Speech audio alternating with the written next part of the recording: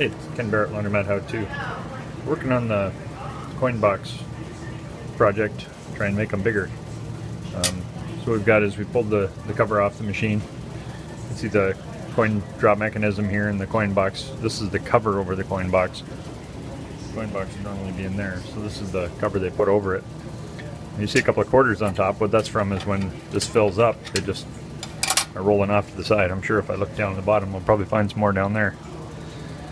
So what we need to do is pull this wiring out of the way, take these rivets out, and what I found is these rivets are actually holding that box together, so we got to take this, spin it around and rivet it back in. Our new box does actually come out the back and stick out over here and is exposed, but that's something we can work on getting a cover over later.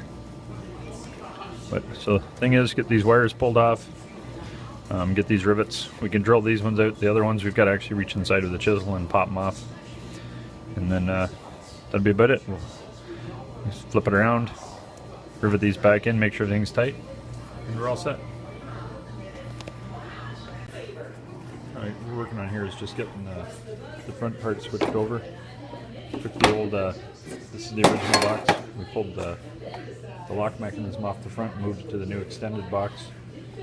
You be careful when you're doing this. There's some washers and a bunch of loose parts in here, so if you pull it apart, they're pretty simple to put back together, but you really just want to take it easy. The small washers in there, they got to be in there to give enough space for the mechanism to work. There's different types. These ones have like a nut on them. This one that came off this box had a screw type. They're a little different. This one has a gap for that screw, so it comes up on a little bit different angle, but it'll still tighten up okay.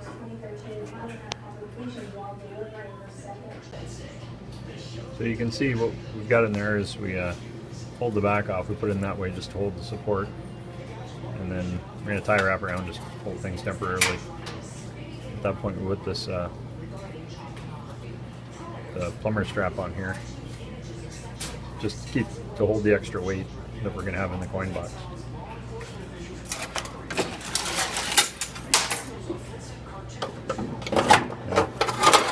Put the coin box in. What happens is it actually extends out the back. So it is open at the back. Now you do have to take the cover off the machine and take the bolts out and everything else.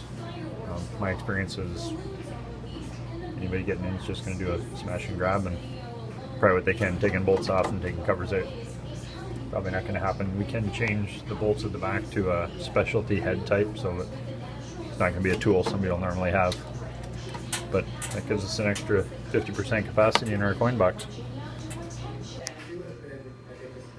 Alright, another piece to keep an eye on is there's a spring in here. And what that does is just keep the box level so it doesn't tighten up too much on here when it's locked up. The edge on that is, it's just been flat because it's meant to go on the bottom of a smooth box and just stop just near the end. Because we've extended the box out, we actually slide out past that. So when we're pulling it back in, we can catch on this edge here. So what we're going to do is we'll just reach in there, put a pair of pliers into the back and just bend it so it rolls over at the back and it won't catch on to anything when you pull the box out. Monday morning, just empty out the coin tray. You can see it's all leveled out to the back and got more in there than we'd expect. Okay. So just a summary on the coin box issue. The problem we had was the coin box was filling up. We were just barely making it from Friday to Monday. A lot of times we couldn't make it from Monday to Friday, so one day during the week we had to go over and empty it out. It might be full, it might not. It's just you just couldn't take the risk of going that long. So we had a couple of different options. One was install a card system, which would have been an expensive proposition to put in the number of readers, the minimums that they like to have in there, and just get it all set up. And that the other one, we go with the dollar coin. We have tried that in one of the other stores. It's something we'll probably go to eventually. That involves we need to change over one of the changers to give dollar coins. Really need to have enough in there to make it worthwhile.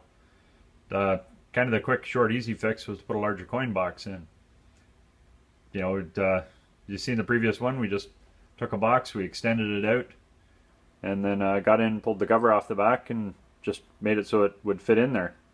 It works well. It's the coins, as they drop in, they drop straight, so they're tending to roll around a bit. The bit of vibration from the machine will level it out. There is the issue if that box fills up that it may overflow and end up down the base of the machine, but we're running into some of that occasionally anyways. So far the project has been a success, and we'll keep an eye on those couple, and if they start filling up then we'll have to move on to the next system, but that's a good problem to have and we'll deal with it when we get there.